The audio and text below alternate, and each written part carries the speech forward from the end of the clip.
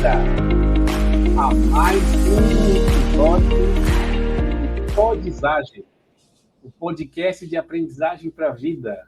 Nesse episódio, com mais um convidado, também com o nosso co-host, William Palma, mais uma vez aqui presente. William, as boas-vindas aí para o nosso público, para a nossa audiência, os recados iniciais. Boa noite a todos, bom dia, boa tarde, independente do horário que você está nos acompanhando, é sempre um prazer, vai ser uma conversa bem legal, bem interessante. Hoje a gente vai falar de bastante coisa bacana, mas antes deixa eu deixar os recados aqui, que da última vez que a gente fez ali e vai ao ar, eu acho que eu esqueci dos recados e não podemos deixar passar. Então se inscrevam no canal, é importante para a gente. Se inscrevam no YouTube, assistam nas plataformas nos agregadores de áudio que vocês têm, a gente está em todos eles. Se inscrevam, curtam, comentem, deixem os seus comentários, os seus likes e, por favor, qualquer sugestão é bem-vinda. Então, para a gente vai ser sempre importante a gente receber esse feedback. A gente tem como apoiadores desse episódio aí do BRICS, que é uma empresa de consultoria para a área de educação, e a plataforma de LMS GuruMatch. Eles são apoiadores aqui desse episódio. E agora, vamos lá, Júlio. Estou curioso aqui e ansioso para esse bate-papo. Legal, William. Esse bate-papo a gente vai trazer um amigo aí que, obedecendo a nossa tradição desse podcast, vai contar uma história, vai contar uma experiência e vai se apresentar. Por favor, deixar a palavra aqui com o nosso convidado. Boa noite, obrigado, Júlio, obrigado, William, pelo convite, uma honra, um prazer poder estar aqui com vocês. Se vocês mencionaram que estão ansiosos, imagina eu, então, aqui de convidado, né?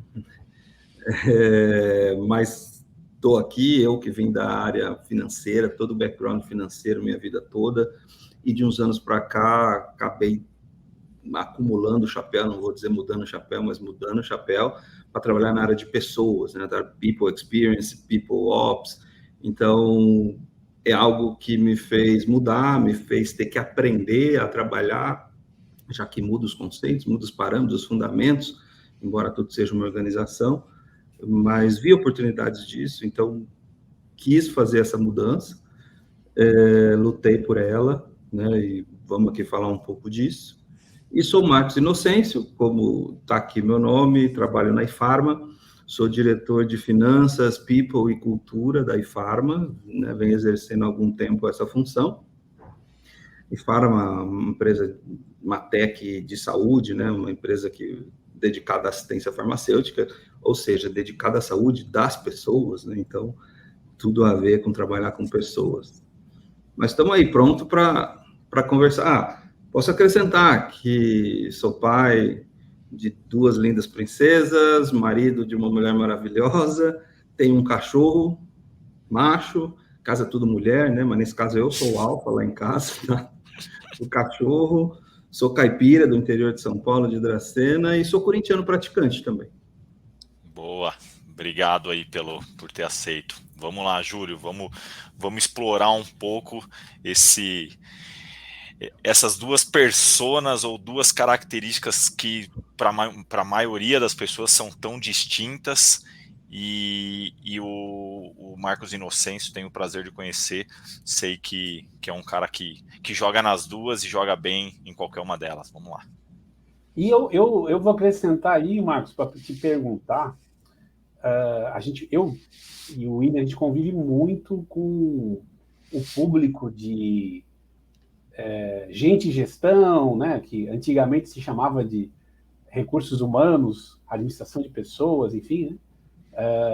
Mas a gente tem uma percepção que muitas vezes a área de pessoas e a área financeira, elas, em alguns momentos, assim, a gente vê que se complementam muito bem.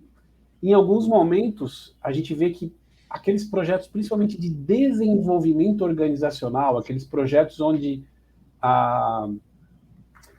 o pessoal de RH precisa explicar como que vai ser o ROI do projeto, como que ele vai se pagar, o pessoal treme na base quando vai falar, principalmente com a turma do financeiro, que é a turma que ajuda, né, os decisores, lá, o board da empresa, os diretores, enfim, a definir quais serão os investimentos do ano, do semestre, do trimestre, do mês, enfim, e a gente sente que tem um receio muito grande. Como é que é essa esquizofrenia de ser o cara que tem que falar disso para você mesmo? Como é que é, cara? Ótima pergunta, mas não é só para mim mesmo, né? Uma organização composta de justificativas para todos os lados. Mas é muito bem colocado, né? O ponto em que realmente as coisas têm convergências em alguns pontos. Isso é o financeiro, né? E quando você diz essa ligação, a gente fala muito de compensation, né? Em benefício, onde realmente em algumas companhias, algumas até pela qual eu passei, essa área de compensation e benefício realmente era alocado na área de contabilidade, por exemplo, né? Então, não deixa de ser comum o financeiro, o contábil, estar junto com a área de compensation. A questão aqui é que a gente expandiu, né? Quando você falou desenvolvimento de pessoas, desse lado. A verdade é que as coisas se confundem, né? A área de pessoas, ela vem mudando ultimamente. Então, é muito comum você escutar o People Analytics, né? Que a gente precisa realmente analisar os resultados, dar retorno, mentalidade voltada a resultado, né? Mentalidade de entrega, de experimentação, ROI, como você disse, né? Mensurar impacto. Então, todas as ações são necessárias. Então, quando eu vi isso, né? Foi o que me chamou a atenção, em dizer, a área de pessoas está mudando, a área de pessoas está mais analítica, ela está mais financeira, mais preocupada com o impacto, querendo contribuir para o resultado. Então, veio, né? E foi assim que eu vi a oportunidade, eu senti que o resultado esperado da área de pessoas eram aqueles resultados que precisa de competência financeira também, né, para fazer parte. E é bastante importante quando você diz, como é que você fala, né, do financeiro para pessoas, mas assim, eu peso muito pela competência de falar 2 idiomas, tá? E neste caso, o idioma de pessoas e o idioma de financeiros, né? Então, quando você consegue ter pessoas que falam o mesmo idioma, as coisas fluem mais fácil. Você fala o mesmo idioma. Então, não tem aquele lado em que o people fala um idioma, o financeiro fala outro. Se você tiver pessoas que convergem esses idiomas, que são verdadeiros tradutores, vamos dizer assim, que conseguem falar as duas línguas, facilitam as coisas. E eu gosto tanto disso, que eu trouxe pessoas que falam 2 idiomas para dentro da minha área em várias competências, em várias áreas, em várias atuações. Por exemplo, eu tenho 2 desenvolvedores que trabalham com people, mas eles sabem falar o idioma de TI, né? Eu tenho designers, tenho 2 designers que falam o idioma da agência, falam o idioma da experiência, né? Dos colaboradores. Tenho relações internacionais. Eu saí daquele mundo de administrador e psicólogos, né? Eu ainda os tenho, eles são importantes nesse contexto, mas eu estou dizendo que eu expandi esse mundo para ter mais gente que fala mais idiomas, mais que um idioma, para ter mais fluidez dentro da organização. Então, assim como eu falo linguagem financeira, eu tenho desenvolvedores que falam de TI, eu tenho web designer, eu tenho relações internacionais, eu tenho contador, eu tenho de tudo ali dentro. Então, a gente consegue fluir, a gente consegue entender, consegue apoiar, né? Porque a gente está no mundo a gente busca muito o líder-led, né? A gente quer fortalecer a liderança, a gente quer diminuir a autoridade do RH e mais apoiar, fortalecer, ser mais uma área de excelência para fortalecer. Então, cara, a gente precisa falar os idiomas deles, a gente precisa apoiá-los, a gente precisa saber como fazer as coisas, né? Sem contar a experiência das pessoas, que é fundamental, né? E esse é um ponto do financeiro, complementando, Júlio, assim, eu sempre vi as pessoas de RH falando assim, a gente precisa provar que o funcionário, o colaborador é produtivo, né? Então, vamos ver o plano de saúde, a saúde, para que ele produza mais.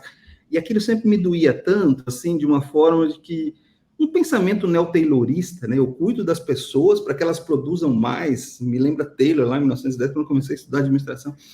Então, essa pegada me chamou muita atenção, de trazer esse conhecimento. De repente, a gente precisa trabalhar com a experiência das pessoas, né? E essa experiência, boa experiência, gera engajamento. O engajamento vai me trazer resultado por consequência, né? E aí sim entra o analítico para entender tudo que a gente está trazendo, construindo, fazendo, mais ou menos assim. Espero ter respondido aí de alguma forma. Com certeza. Eu acho que, fazendo um gancho aí com o teu depoimento, né, que você tá colocando aqui, pelo que eu entendi, a tua receita, ou uma das receitas que você encontrou para evoluir a área de gestão de pessoas, é diversidade de perfis dentro da equipe, né? Uma coisa que me marcou muito aí do teu depoimento. E você tem gente, enfim, N especialidades, continuam aqueles profissionais que fazem parte de uma área de RH, entre aspas, tradicional, mas você agregou aí outros perfis, você agregou a tua visão financeira. E eu queria aproveitar esse gancho até, William, eventualmente para a gente chamar o nosso primeiro quadro aí. O que você acha? Vamos nessa. Acho que vai explorar bastante coisa a partir do que a gente ouvir. Vamos lá.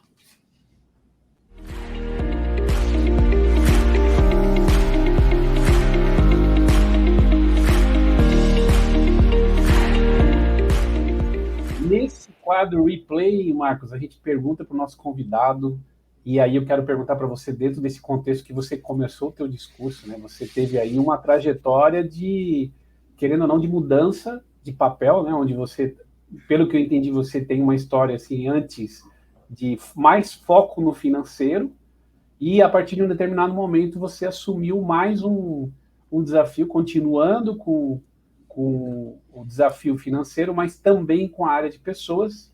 E aí eu queria perguntar, nessa trajetória de aprendizagem que você teve desse novo desafio que você acumulou, qual que é uma lição, ou o que seria algo que você faria de novo, que deu certo?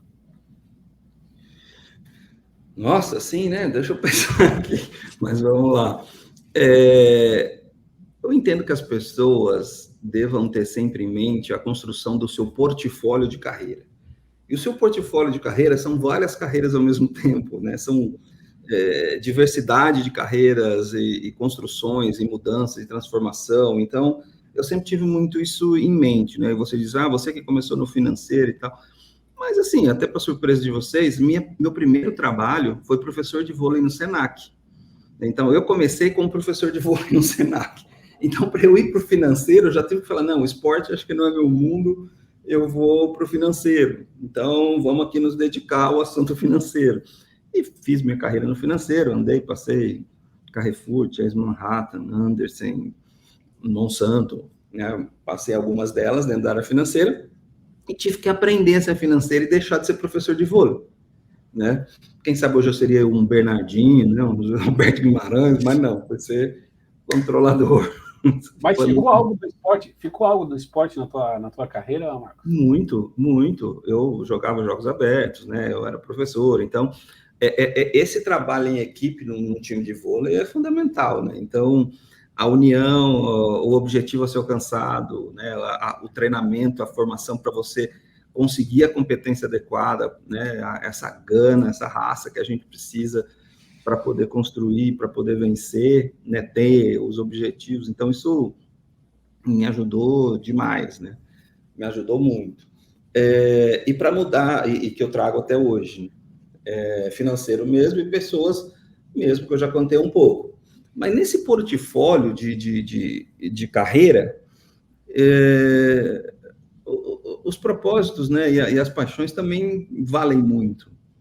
Né? Você tem que gostar de pessoas para querer trabalhar com pessoas, você tinha que gostar de financeiro para sair do esporte. Né? Assim como eu adorava o vôlei na época, hoje malemar vejo, viu, para ser bem sincero. Mas na época eu era apaixonado por isso. Né? Então, eu tenho, e não deixou, inclusive, nem é meu hobby mais, mas fez parte da minha vida, da minha formação, assim eu comecei. Mas eu tenho paixões além do financeiro e de pessoas hoje, né? Mais pessoa que financeira até, atualmente. Mas, por exemplo, eu sempre gostei muito de gastronomia e de vinho. né? Todo mundo gosta de comer e beber bem, né? Na verdade, né? Mas boa companhia, isso vai. Cara, e eu tive que, assim, não bastava gostar, né? Começou a virar uma paixão e eu tive que aprender tudo isso. E aí, quando você entra, né? Eu acho que serve de lição, eu continuo fazendo, faço de novo. Assim, quando você entra nesse mundo, tem a ver com a arte, né? De se montar um prato, de produzir um vinho, a história que isso envolve, né? A geografia do lugar, a cultura que envolve cada área, né? Com seus vinhos, com a sua gastronomia. Isso realmente é uma paixão, o que eu me dedico, aprendi, li vinhos, experiências, viagens, assim como chefes pelo mundo afora. Faço questão de cumprimentar, visitar, sou daqueles bem chato que vai no restaurante. Então, acho que esse gosto, né, essa paixão pelo que faz, ele é importante. Então, não só de pessoas, no vôlei ou no financeiro, mas no seu portfólio de carreira. Eu hoje não trabalho com vinho, mas estou envolvido no mundo do vinho, estou envolvido no mundo da gastronomia, e isso me faz muito bem. Ele vai além dessa. Eu acho que todo mundo deveria ter um portfólio de carreira, não só como hobby, mas como carreira mesmo. Eu amo isso, eu gosto, sou entendido disso. Eu já cheguei a ter um blog de vinho, por exemplo. Eu acho que isso faz parte da nossa vida. Então, eu acho que esse propósito, essa paixão, esse gosto, ele tem que fazer parte. Isso é o que eu mais aprendo, o que mais repito. Já te ajudou em algum momento dentro do teu papel financeiro / pessoas, ou pessoas / financeiro, esse teu interesse, as tuas experiências na gastronomia, no vinho, aí, né? Acho que é enologia que fala, né? Não sei. Pode ser. Mas, enfim, essas outras áreas aí que você se aventura aí dos seus interesses pessoais, você acha que isso já influenciou positivamente ou, de alguma forma, o teu papel como gestor financeiro, gestor de pessoas, enfim? Cara, sim, né? Porque tudo isso que envolve a produção, por exemplo, de uma cozinha, né? Quando você vê assim, você senta numa mesa, você, 3, 4 amigos, cada um pede um prato diferente, e aqueles pratos têm tempo de preparação diferente, e você vê que eles chegam todos juntos ao mesmo tempo, né? Para uma boa experiência do colaborador, você fica pensando que administração teve lá atrás, que eu pedi um peixe que leva 15 minutos, uma carne que leva meia hora, uma salada que é só tirar a folha. E como é que faz essa gestão interna desse time, né, que são os sous-chefs, como é que essa gestão funciona para trazer, né, essa qualidade, e ainda a qualidade, né, de que todo mundo sai, passa pela qualidade e entrega ao mesmo tempo para que todos possam comer em conjunto? Isso eu acho que é uma lição, deveríamos ter palestrantes, chefes falando para as organizações, né?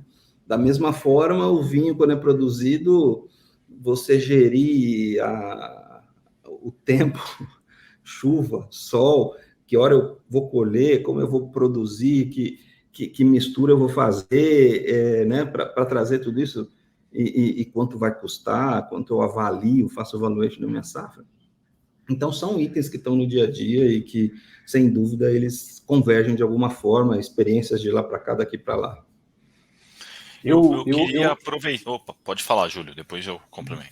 O meu comentário é só rapidamente, que assim, eu não sei cozinhar nada além do básico, assim, eu não sou um admirador da gastronomia nesse nível aí do Marcos Inocêncio, né?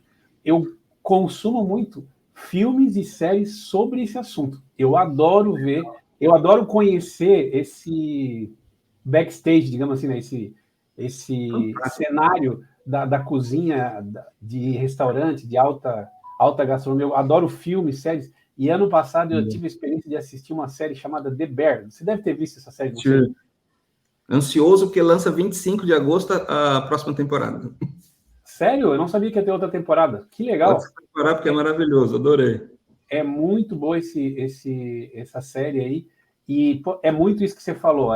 Eu gosto exatamente desse aspecto que você comentou aí, que é essa sincronia de toda a preparação que existe, né, que começa muito antes do restaurante abrir, muito antes do pedido chegar. Os caras ficam trabalhando, às vezes, a tarde inteira, preparando os ingredientes e tal.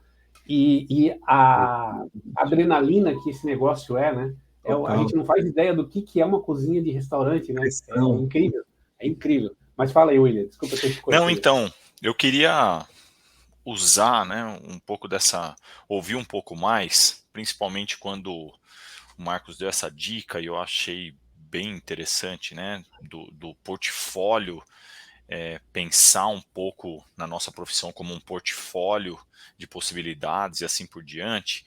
E aí, Marcos, eu queria fazer aqui uma pergunta nessa mesma linha. Como você entende e como talvez você utilize isso internamente e como você enxerga isso de uma forma mais macro, mas como potencializar essa compreensão que você tem da importância das pessoas terem cada vez mais curiosidades, interesses, entender o que faz sentido para elas, a ponto delas se desenvolverem em coisas diferentes do que ela atualmente trabalha, mas que a complemente tanto do lado profissional quanto do lado pessoal. Como que vocês hoje, dentro da companhia, conseguem aplicar isso? Então, quais tipos de ferramenta de educação vocês conseguem fornecer ou de diferentes formas e que você eventualmente já viu acontecendo em algum lugar, ou você entende que, por exemplo, a gente rodou isso, funcionou, eu acho que é um insight legal para outras companhias aplicar. Sabe, compartilha um pouco com a gente, porque eu gostei muito dessa dica de mestre, como que as empresas podem apoiar os colaboradores, porque eu acho que esse é um desafio que com certeza bate na porta de muita gente. Cara, é assim, as competências que as organizações exigem são mais ou menos as mesmas. Aliás, tem o Fórum Econômico Mundial e tal, que vem lá, todo mundo segue atrás daquelas competências e tal. Então, elas são mais ou menos as mesmas. Acho que as empresas se diferenciam quando elas trazem competências diferentes daquela que foge do padrão, né? Então, o cara que, sei lá, gosta do vinho, o cara que joga vôlei, o cara que joga golfe, exige competências diferentes, né?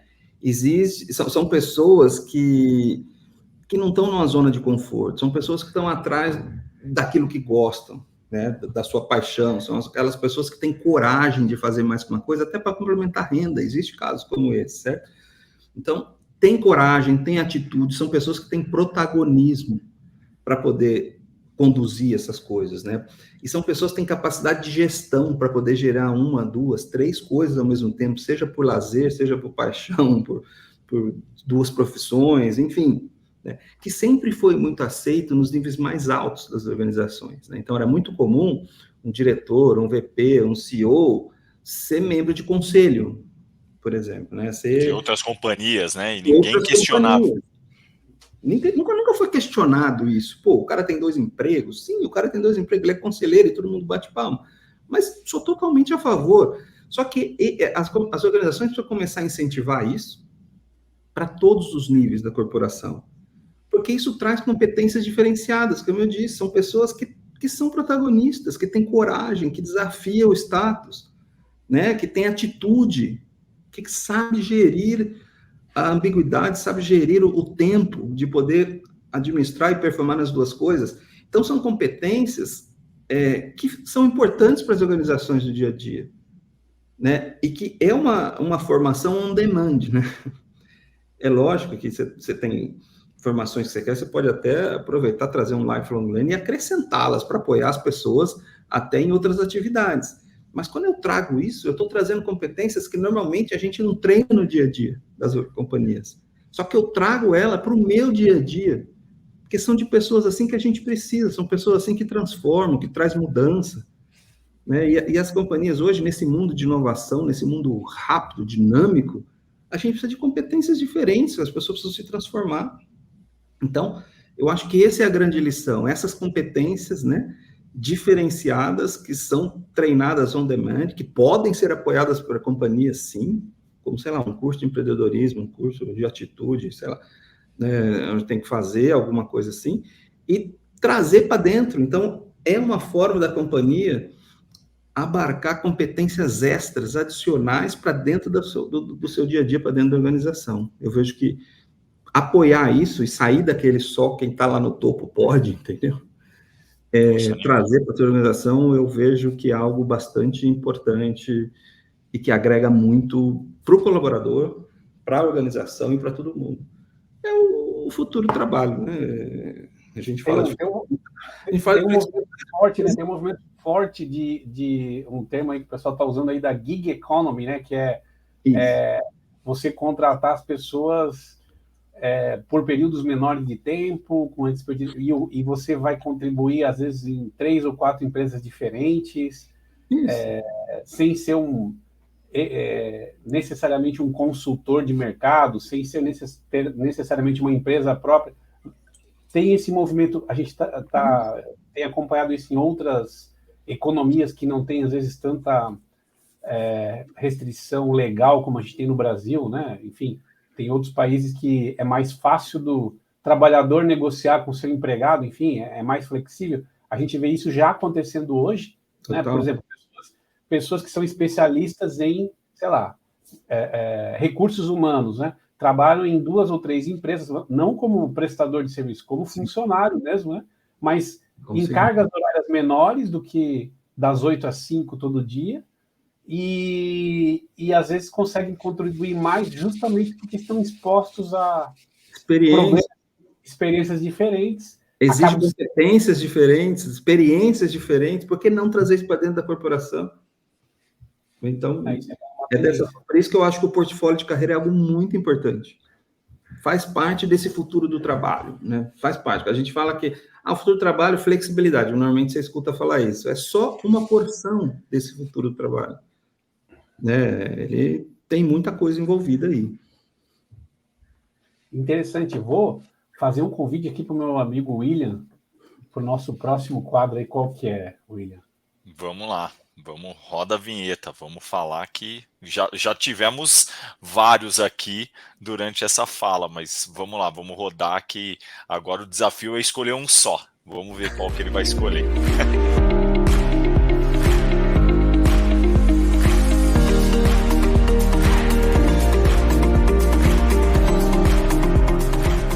Aí, não sei se nesse quadro a gente pergunta para o nosso convidado aí qual que é a dica de mestre, né? Você falou aí que um replay que você daria é essa questão novamente, da diversidade, né? De experiências, de ter um portfólio, de se preocupar em buscar ser exposto a ambientes, a desafios diferentes para buscar competências diferentes, flexibilidade, assim por diante. E agora, como dica de mestre, o que você acredita que, na tua história, faz sentido você compartilhar aí em alguma situação, de repente, nessa tua transição ou nessa adaptação que você teve aí para esse novo papel adicional da carreira aí? Você tem alguma dica que você coletou? Olha, dica eu vou dar. De mestre acho um pouco forte, mas é uma dica. É uma dica do que eu venho fazendo. A dica fica assim, eu acho que a gente tem que adquirir competências, a gente tem que se desenvolver, se transformar, mas a dica é assim, corra atrás, né, vá de encontro àquilo que te traz aplicabilidade. Então, eu quero fazer um curso, eu quero aprender, eu quero viver uma experiência, eu quero, enfim, tudo aquilo que me agrega, mas o que eu aplico, né? Eu vou fazer um curso, quando eu volto, eu falo, daqui, o que eu estou aplicando no meu dia a dia? Quando eu vou avaliar, o que eu posso aplicar e trazer? Então, a aplicabilidade, para mim, é uma dica, tenha isso sempre em mente. Quando eu fui mudar para a área de pessoas, eu fui procurar formações, por exemplo, que eu enxergava aplicabilidade. Então, quando mudou o chapéu, agora você ganhou esse chapéu, daqui que eu já vou aplicar isso, entendeu? Então, vamos experimentar. Então, eu acho que a aplicabilidade é algo bem relevante, assim como a transformação. Eu acho que a gente tem que se transformar o tempo todo. Esse mundo é dinâmico, ele exige transformação da gente, exige transformação das corporações. Então, foco naquilo que você consegue aplicar, ou seja, que te é útil, e que consegue te transformar, que te agrega e você se transforma para algo melhor, para algo mais competente, com novas competências, né? Então, o foco na transformação sua, antes de mais nada, né? E a aplicabilidade para ser útil no que você faz, para mim, é essencial. Se não, é cultura geral, que é legal ter cultura geral, super legal, mas para você entregar, para você ter performance, você tem que ter aplicabilidade, precisa ter capacidade de se transformar. né? Você acha que nesse cenário que a gente está vivendo hoje, Marcos, a gente tem uma abundância de conhecimento disponível, a gente tem uma abundância de fontes de informação, e eu gostei dessa tua dica porque eu percebo muito essa dicotomia, né? Enfim, esse antagonismo entre excesso de conteúdo disponível e falta de aplicação na prática de novos conceitos. Então, assim, é muita gente falando sobre coisas bacanas, coisas novas, mas quando a gente tenta investigar o nível de aplicação, o que realmente está sendo feito, a gente acaba muitas vezes sendo frustrado, assim, tendo a expectativa frustrada. Você sente que isso hoje é uma realidade aí no meio que você convive? Total, total. Essa abundância, né, de informação, de conhecimento, eu costumo dizer que é igual a água, né? A água, quando é muita, você morre afogado, e quando é pouca, você morre de sede. Então, você saber dosar, né, a quantidade certa é essencial. Você toma seu copo d'água, vive e fica ótimo, né? E a forma de você conseguir peneirar isso, né, fazer esse screening para entender, para mim, é a aplicabilidade, aquilo que te transforma. Então, porque o que não falta é informação. A gente, cara, mais do que a gente precisa. Então, por isso esse foco é importante, né, essa aplicabilidade. Porque a gente tem que ter em mente, cara, que assim, você tem que aplicar e tem que transformar, então você não vai transformar nada se você for o mesmo. Essa é a verdade. Então, para você querer transformar aplicações novas, você precisa transformar, antes de mais nada, você mesmo. Então, dentro desse contexto de que eu preciso me transformar para aplicar coisas novas e para transformar o ecossistema em que eu estou dentro, né, eu preciso fazer essa peneira e saber desse mundo o que encaixa nesse contexto. E o resto, a cultura geral. Ela é importante? É ótimo, excelente para conversar, para, sei lá, aplicar num jogo de golfe, num jogo de truco, enfim. Né? Mas para aquele dia a dia você tem que ser útil, você tem que ter performance, você tem que trazer a coisa certa. E lógico, vou até acrescentar mais um aqui, experimentação. Né? Porque antes a gente tinha aquele contexto de aprender, para depois colocar para funcionar. Sei lá se ia dar certo ou não. Então, assim, aprende, aplica, deu errado, aprende de novo, aplica, deu errado, aprende, deu certo, vamos para a próxima.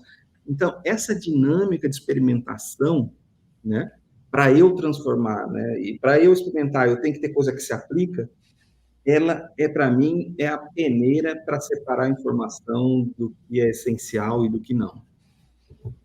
E você tem alguma técnica ou algum método, enfim, como é que hoje você faz para conseguir fazer essa curadoria? O que te ajuda a fazer essa seleção? Bom, isso aqui é algo que a minha equipe vai conseguir aplicar, ou o meu líder aqui da empresa vai conseguir entender e aplicar, isso aqui não. Já passou por essa situação? Como é que você exercita isso no dia a dia? É assim, eu acho que todo mundo tem que ter a sua narrativa, né? Que ela muda de tempos em tempos, ela, né, de acordo com o que você está buscando, mas você tem que ter a sua narrativa pessoal e profissional, onde eu quero chegar, o que eu quero construir, o que eu quero fazer. Dentro dessa narrativa que a gente constrói, você tem que definir quais são os compromissos que você assume. Então, para eu entregar essa narrativa aqui que eu construí, que eu quero, que eu vou chegar lá e tudo mais, que eu vou transformar, inovar, mudar, enfim, cada um vai ter sua narrativa, eu assumo aquela meia dúzia de compromissos para conseguir chegar lá. E dentro desses compromissos, eu defino quais são as minhas tarefas para entregar cada compromisso daquele. Então, tudo que eu leio, vejo, aprendo, curso, conhecimento, a primeira coisa que eu faço, está na minha narrativa? É algum dos meus compromissos? Alguma tarefa que eu tenho que entregar para fazer os compromissos está aqui dentro? Então, não está, não. Então, é inútil? Não, não é inútil. Mas não é para a minha narrativa, não é para o meu compromisso e não vai ajudar nas minhas tarefas, entendeu? E aí eu posso fazer a opção de querer, até por outras razões. Mas se você não tiver a sua narrativa, não assumir os compromissos sobre sua narrativa e não trilhar as tarefas para entregar os compromissos, você fica sem norte. Então, para mim, esse é o caminho de você saber conhecimento, informação, competência, enfim, se está dentro desse contexto, se me ajuda no contexto da minha narrativa, né, e suas consequências, ou se não. Se está aqui. Agora, mas eu não tenho narrativa nem compromisso. Eu diria que é difícil você fazer essa peneira, esse screening, entendeu? Eu acho que, então, as pessoas deviam... fica aí mais uma dica de mestre. Gostei. Essa agenda, criar uma narrativa para, ou agenda, enfim, né, ou as duas coisas, desse momento, que eu acho que o que você falou é essencial. Talvez para essa agenda de hoje, ou essa narrativa de hoje, não é a minha prioridade. Eu posso deixar aqui deixar para depois, isso aqui pode ser interessante para, num outro momento, mas agora eu tenho que priorizar esses assuntos. E eu acho que isso é fundamental para fazer a curadoria que a gente precisa hoje com essa abundância, esse volume extremo que a gente tem de informação, senão a gente realmente... Se você não tiver sua narrativa, você está sem norte. E não acha que narrativa é seu líder que vai te passar. A sua narrativa é sua. Você sabe o que tem que entregar, o compromisso você tem que assumir, a trilha que eu vou percorrer para chegar lá, você tem que ter isso muito claro. Então, se dedica, senta, monta sua narrativa. O que eu quero entregar? E aí, dentro disso, eu consigo saber mais fácil, né? O que realmente vai ser aplicável, o que traz transformação, o que é diferente, o que realmente agrega naquele contexto. E narrativas, lógico, são dinâmicas. Daqui 3 meses eu faço outro, daqui 4, 1 ano, sei lá, depende, né, se ela que roof shot ou moonshot, né? Então, depende onde que eu vou entregá-las. Mas é essencial eu saber o que eu quero, senão realmente vai ficar difícil fazer essa curadoria, como você disse. Então... você chamou de narrativa, na minha cabeça você foi colocando os pontos. Para mim, eu só utilizo as minhas metas, os meus objetivos, mas basicamente são as minhas narrativas. Eu gostei, vou até adotar, porque eu acho que é isso mesmo. E a gente muda, hoje eu percebo que a gente tem mudado, ou as pessoas estão mudando, em menos tempo, né? Antigamente a gente dava mais tempo para as coisas acontecerem. Queria também te ouvir nesse contexto, né? Antigamente a gente tinha um perfil, tanto de profissional quanto no lado pessoal, que a gente dava mais tempo, investia mais tempo, e hoje não, os ciclos são menores. É o que você deu até um exemplo. Às vezes alguma coisa que é importante para mim, eu tenho que fazer naquele trimestre, porque se eu não atingir aquela narrativa que eu trilhei em 3 meses, talvez ela no próximo trimestre já não me satisfaça mais. Então eu percebo também essa ansiedade de uma geração que está chegando no mercado de trabalho.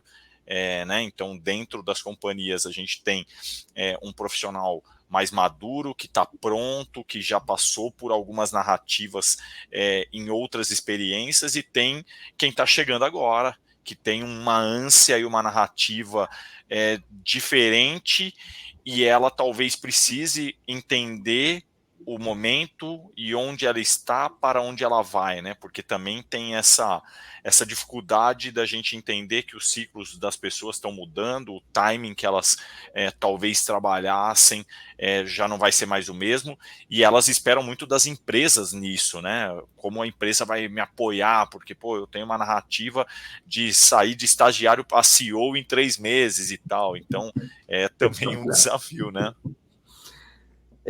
Sem dúvida, sem dúvida. Eu acho que, primeiramente, todo mundo tem que pensar que não tem como crescer uma organização sem crescer as pessoas primeiro. Então, a empresa precisa crescer, precisa inovar, precisa fazer acontecer, mas antes as pessoas precisam crescer. Então, esse dinamismo que as empresas passam, né, por transformação, mudança, transformação digital, né, seja o que for, ela precisa acontecer primeiro nas pessoas. E quando você traz as pessoas, tem que ficar claro dentro da sua cultura. Na verdade, tem que ter... A cultura é um composto, né, de como fazemos por aqui e tal, mas, assim, não pode faltar a cultura de aprendizagem. Dentro da cultura de qualquer organização, a aprendizagem tem que fazer parte. Porque sem a aprendizagem, eu não vou conseguir transformar, mudar, justamente por esse dinamismo, né, que existe. Então, a gente tem que deixar muito claro para nós mesmos e para todos aí à nossa volta, a nossa corporação, que o mundo é assim, né? Que as coisas hoje em dia têm uma pegada diferente. Que o que nos trouxe até aqui não vai nos levar até lá. Então, não importa tudo que você fez até agora, importa o que você vai fazer daqui para frente para o seu futuro. E aí, neste contexto, eu acho que onde as pessoas mais precisam de ajuda. Porque as competências das pessoas se tornam obsoletas com muita rapidez. E, ao mesmo tempo, né, que as competências vão se tornando obsoletas e surgindo outras, as pessoas estão redefinindo o papel do trabalho nas próprias vidas. Né? Com esse mundo de pandemia e tal, a pessoa já não sabe direito o que ela quer fazer, como e onde, assim como as competências estão ficando. Então, olha como a pessoa está. Ela está redefinindo o papel do trabalho dela, ao mesmo tempo que as competências dela estão ficando obsoletas. E é nesse ponto que a gente precisa estar junto e apoiar as organizações, as pessoas, né, nas organizações, para que elas possam criar a carreira, refazer a carreira. Só que esse refazer a carreira não dura por muito tempo, de novo. Né? Ele é muito rápido. Então, essa cultura de aprendizagem, esse dinamismo, esse crescimento antes de crescer a corporação, ele tem que estar incorporado em cada um, em nós mesmos, antes de mais nada, e para as próprias pessoas.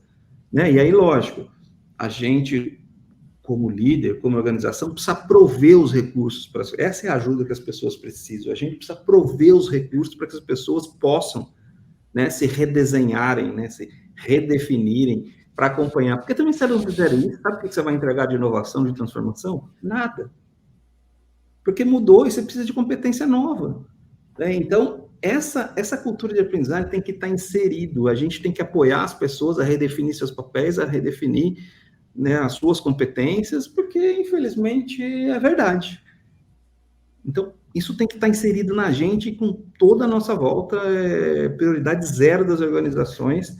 O que te trouxe aqui não te leva até lá, e a gente precisa inovar para manter o mercado, para manter o market share, e você não vai conseguir se não tiver as competências novas, que são as competências do amanhã. Então, hoje o treinamento não são as competências de hoje. Hoje, contratar talento não são as competências de hoje, são as competências de amanhã. Eu preciso saber qual é a competência do ano que vem para eu trazer o talento hoje, já com a competência que eu estou imaginando no ano que vem. Eu fico te ouvindo, Marcos, e fico pensando em duas coisas, tá? O primeiro aspecto é aquele profissional de RH que ainda está preocupado com estruturar descrição de cargo e plano de carreira dentro da empresa. Eu acho que esse eu vejo que também uma discussão bem complicada que está dentro hoje do pessoal que trabalha com gestão de pessoas de uma forma geral. Assim, não adianta mais a gente tentar especificar com muito detalhe como as coisas são feitas dentro da organização, porque as coisas mudam muito rápido. Então, assim, quando a gente terminou de atualizar um documento, ou um job description, enfim, uma descrição de qualquer coisa, o processo já mudou, a necessidade já mudou. Então, assim, a gente está sempre atrás, a gente está sempre atrasado. E o outro ponto que eu vejo também, eu queria te ouvir um pouquinho sobre isso, né? Além dessa questão do RH e esses projetos ainda de tentar entender o que a organização faz, tentar documentar como as coisas são feitas, que é um lado do RH, o outro lado que é o colaborador, o profissional que gosta, a gente ainda tem o perfil que está esperando, que deseja que a organização se preocupe com isso e dê para ele isso pronto. A gente ainda tem isso no mercado. Não sei se você ainda encontra, né, nesse segmento da ePharma pessoas com esse perfil, mas eu vejo ainda no mercado jovens que estão chegando no mercado e eles estão esperando, poxa, eu quero que alguém me diga o que eu tenho que fazer para ir para o nível 2, para ir para o nível 3, o que é o nível 2, o que é o nível 3, como é que eu ganho mais, eu quero saber a regra do jogo. Às vezes eu vejo isso também muito vinculado à questão do videogame, né? Então, assim, no videogame você tem as etapas do jogo muito claras, né? Você sabe qual é a regra e você sabe o que você tem que fazer para sair dessa etapa para ir para a próxima. E o cara chega na empresa, poxa, como é que eu faço para passar de fase? Né? Então, como é que você lida com esses antagonismos aí? Assim, eu acho que o que você fala acaba me trazendo até o pensamento do conflito de gerações, né? que a gente vem de umas gerações anteriores em que o plano de carreira era muito importante, né? Baseado nos sucessos administrativos do exército, da igreja, enfim. Então, o plano de carreira era algo essencial. E quando você vê a nova geração, eles não estão um pouco ligando para isso, né? O pessoal quer experiência, quer dinheiro, ele não está preocupado com cargo e tal. Então, realmente, esse é um conflito existente hoje, né? E que a gente se depara, sim, com isso, né? A gente fez uma pesquisa de cultura há pouco tempo e uma das coisas que saiu, por alguns comentários, é que as pessoas não estavam confortáveis não tendo um plano de carreira, né? Como se o plano de carreira da pessoa fosse obrigação da corporação, né? Eu acho que a carreira é sua, cara. Essa carreira é sua. Você que corra atrás dela. Eu te apoio, né? Eu te ajudo, eu te incentivo, mas a carreira é sua, né? Então, é verdade que isso existe, né? E eu vejo as corporações trabalhando em 2 formatos ainda, porque não conseguiu liberar totalmente esse plano de carreira formalmente definido, e não, então a gente vê as áreas de tecnologia, as áreas que tem pessoas mais jovens já trabalhando em squads, naquela horizontalmente, né, naquela estrutura horizontal, com reportes, né, entre eles, e ainda vejo áreas, eu acho que não conheço nenhuma organização, não sei que seja startup, é muito nova e tal, organizações maiores, que não conviva com as duas ao mesmo tempo, né? E quando você lança um plano de carreira, você atende metade da companhia, assim, vamos chamar, e deixa uma interrogação na cabeça da outra metade. Fala, meu, o que essas pessoas estão pensando? Como assim ter um plano de carreira? Né? Ao mesmo lado que para o outro lado é importante. Só que são realidades. Aí, eu já vi falar assim, então desliga todo mundo, muda, mas não é assim, né? Porque a história é parte fundamental das organizações. As pessoas precisam precisa ter esse reskilling das pessoas, porque elas têm um papel importante, elas têm história, tem a sociedade que convive dentro, né? Uma comunidade. Então, a gente precisa apoiar essas pessoas. Agora, penso eu que seja importante uma mentoria revertida, né? Um reverse mentoring. Eu acho que a gente tem muito mentor, coach, tal, por aí, mas eu acho que os mais velhos, vou chamar assim, não somente em idade, mas de gerações, né, anterior, como a minha, por exemplo, elas precisam ter humildade suficiente para entender que as coisas mudaram e que as pessoas mais jovens podem trazer esse lado para eles. Da mesma forma que os mais jovens precisam dessa experiência, dessa história, desse senso de comunidade, né, que vem para cá. Então, esse reverse mentoring, ele precisa estar muito ativo na corporação, né, para saber que as coisas estão mudando, para ele importa a carreira, mas para esse aqui não, e eu não consigo imaginar conviver só de um modo ou só de outro, né, porque as gerações ainda se confundem dentro da organização e ambas são muito importantes. Anos de crise, por exemplo, como é que você vive só com os jovens, só com a nova geração? Você precisa da geração antiga. Aliás, até li ontem que a geração, o futuro do trabalho é muito mais prateado do que se imagina, né? Eu escutei, ele falou grayer, né? Usou o termo mais cinza. Então, existe uma importância grande disso, mas as coisas precisam se adaptar, né? As pessoas precisam entender que a carreira já não é importante, os valores mudam, a cultura muda, a dinâmica é outra, e que a carreira é deles, que a carreira é de cada um tem que correr atrás. Eu não vou ter um plano de carreira montado como no Exército, e que, aliás, muita gente diz isso, a gente escuta, que tempo de casa é posto, né? Pô, eu já estou aqui nessa empresa há 5 anos, ainda não fui promovido, enquanto o outro com 2 foi. Mas tempo de casa não é posto, não é exército, não é igreja, entendeu? Tempo de casa é importante para a história, para conteúdo, para um monte de coisa, sei lá quantas a mais, mas não está relacionado à sua carreira, né? Então, uma dinâmica importante, difícil de conviver entre gerações, de conviver entre culturas ainda diferentes, é lógico que isso é cultura corporativa, mas modelos de pensamento diferente, e que a gestão disso, para mim, é essencial. a gente não pode abrir mão de nenhuma das duas coisas. Não dá para falar que o mundo vai trabalhar em squad horizontal e nem que vai ser só vertical. A gente precisa mesclar e trabalhando aos poucos nesse sentido. Algumas áreas são mais emergentes, outras menos, e a gente vai caminhando dessa forma. São ondas que estão acontecendo ao mesmo tempo, uma ainda está acontecendo, e o que você falou faz todo sentido, as empresas vão estar mais prateadas, né?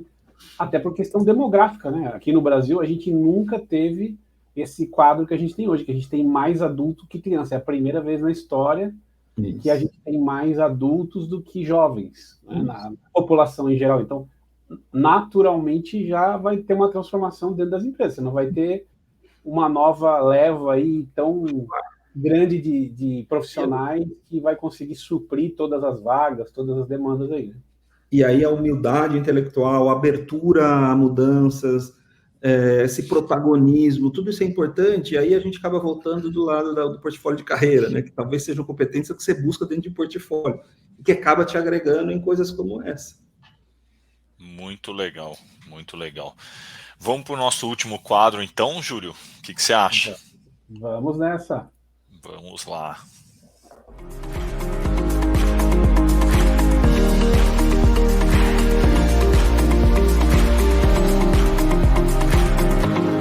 Chegou a hora do quadro queridinho, que aqui a gente fala o inverso da pergunta anterior, do quadro anterior. Aqui a gente quer saber que história, que aprendizagem que você não repetiria. Então esse quadro, Tiro no Pé, é para dizer o que não funcionou e que você tirou de lição e pode compartilhar aqui com os nossos ouvintes. Tem muita lição dessa, né? Deixa eu escolher uma. Talvez tenha mais do que... Deixa eu escolher a maioria uma. das vezes é assim, né? Aprender coisa que você não repete também é importante para a sua vida, né? Mas eu acho que dentro do nosso contexto aqui de aprendizagem, de carreira, eu acho que o mais importante é não esperar. Acho que o Júlio até mencionou assim, que a empresa vai ter um plano, vai ter uma formação para você, conforme você anda, ela vai te oferecendo. A carreira é sua. Corra atrás, monte sua narrativa e corra atrás. Só que para correr atrás disso, que formação você precisa, que competência você precisa, você pode pedir ajuda para a corporação, mas a atitude é sua, de correr atrás dela. Eu já tive organizações, sei lá, na Anderson, General Motors foi o primeiro lugar que eu trabalhei, onde existia um plano de carreira, existia o curso, o treinamento, conforme você andava, você tinha uma sala de aula para entrar, tal. Isso não existe mais. E talvez você ande em tempos diferentes do que eles podem oferecer. Então, atitude para não esperar e pensar que levante a mão. Quem não levanta a mão, ou que não chora no mama, tal, podemos usar aqueles velhos ditados, mas assim, raise hands. Né? Eu quero, eu preciso, vou atrás, então levanta a mão para pedir ajuda para a organização, atitude para correr atrás do que a organização não me ajuda ou não me apoia, mas eu preciso. Então, eu já fiquei esperando, achando que minha carreira ia andar sozinho, que eles iam administrar para mim lá no começo, então não é assim que funciona, isso é o que eu não repetiria, isso para mim foi o tiro no pé, né, como diz o nome do quadro, atitude para correr atrás do que você quer, levanta a mão e corra atrás, porque a carreira é sua de mais ninguém. Acho que isso aí conecta bem com o teu replay que você falou lá atrás do portfólio de carreira, da narrativa, né? Que agora, fazendo essa conta, eu acho que você conectar o que você quer com aquilo que a organização deseja, você conseguir ler isso e você, né, o profissional, juntar as duas coisas, eu acho que é também fundamental, porque se você consegue alinhar a tua expectativa de carreira pessoal com o objetivo de negócio do lugar que você está trabalhando hoje, a chance de você conseguir as duas coisas aumenta bastante, né? Aumenta bastante. E às vezes eu já vi, estou pensando alto aqui, né? Eu já vi profissionais que tinham essa capacidade até de, puxa, agora eu preciso de mudar de área aqui dentro dessa empresa, porque aquela área ali do lado tem uma meta que tem mais a ver com o que eu quero para minha carreira. Isso. Aí o cara faz um movimento interno, ele pede para ir para outra área, porque Isso ali aí. ele sabe que o que ele quer aprender ou o que ele quer se desenvolver vai ter mais aplicabilidade, e aí ele voa, né? Essa convergência de propósito é melhor para a sua carreira, como você disse, Júlio, mas é melhor para a organização também. Funcionários mais preparados aumenta a chance de sucesso da organização. Né? Competências mais diversas aumenta a chance. A gente citou diversidade ali de competência, né? De áreas e tal, mas diversidade no sentido total, entendeu? Né? Da diversidade de pessoas pretas, LGBTQIA+, são ângulos diferentes que trazem visões, né? Que tira a sua limitação de visão, né? Que faz você ver, que liga pontes. E a gente tem que estar aberto a isso, a gente tem que ter essa humildade intelectual de poder escutar, contribuir, trazer tudo isso para você, fazer essa convergência que te ajuda, né, muito, e isso tudo só contribui para a organização, a chance de sucesso aumenta. Qual que é a dica que você dá para aquele líder que, quando o colaborador tem essa visão, faz essa conta, ele quer, não sei se tem na Infarma aí, mas algumas empresas têm um recrutamento interno, abre uma vaga, se divulga dentro da empresa, mas, às vezes, a maior parte das empresas adota a regra que o líder tem que liberar aquele colaborador para participar do processo de seleção. E em algumas empresas existe a regra que o líder pode barrar. Esse líder que não gosta de perder um talento, porque eu não vou perder o William aqui, o William é um cara que resolve o meu problema aqui nessa área, não posso perder esse cara. Então, que dica que você daria para esse líder que não enxerga isso? Ninguém deveria ter autoridade de barrar a carreira de ninguém.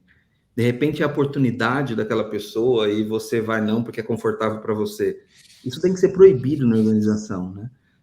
Se é a oportunidade da pessoa, se está dentro da narrativa dela, se ela quer aquilo, para que você vai segurar a pessoa?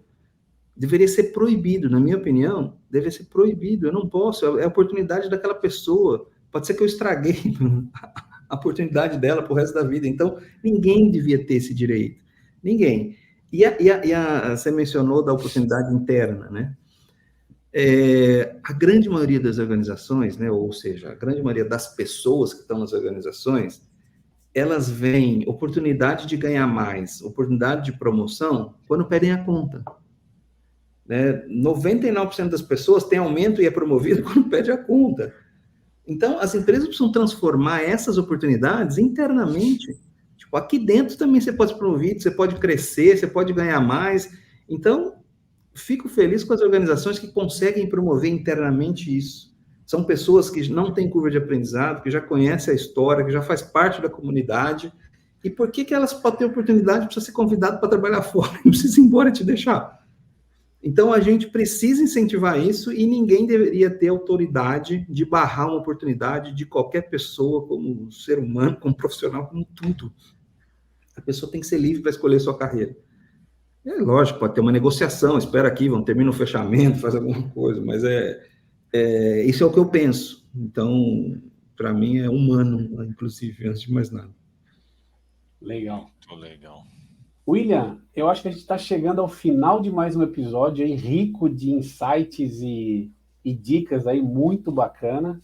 Eu gostaria de reforçar o convite para você que nos consumiu no YouTube ou no Spotify ou em alguma plataforma de conteúdo aí no LinkedIn, no Facebook, enfim, aonde você está encontrando esse podcast. Eu queria que você, nesse momento, pensasse no seu liderado, no seu líder, no seu colega, no seu par, ou naquele amigo que está fora do seu círculo profissional, mas de repente podia aproveitar as dicas aí que o Marcos Inocêncio nos passou hoje sobre a importância da aprendizagem dentro da cultura das organizações, sobre como o portfólio de carreira pode ser importante para trazer mais diversidade para as organizações, como a diversidade de pessoas, perfis e cabeças pode fazer bem para uma área de gestão de pessoas, para uma organização como um todo.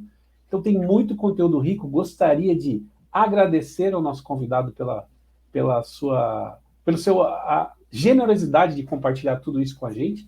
E vou passar a palavra agora para o William, fazer aí os discursos finais.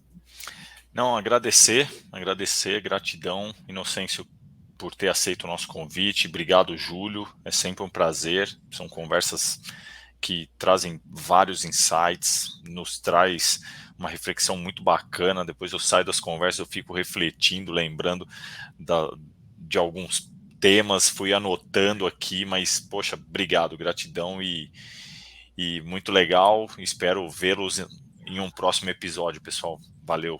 Inocêncio, fica à vontade aqui, a fala é sua. Cara, excelente síntese, Júlio. Obrigado, William, pelo convite.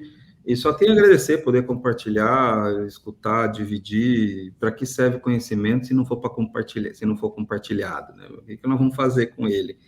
Então, poder compartilhar, poder escutar vocês e acompanhar, né, vocês aí na rede é algo para mim de muita gratidão também, para mim uma oportunidade. Muito obrigado. Então, nos vemos no próximo episódio. Você que curtiu, não esqueça de se inscrever no canal, de se inscrever aí no nosso podcast no Spotify também, se você consome Spotify. E muito obrigado pela sua audiência. Até a próxima.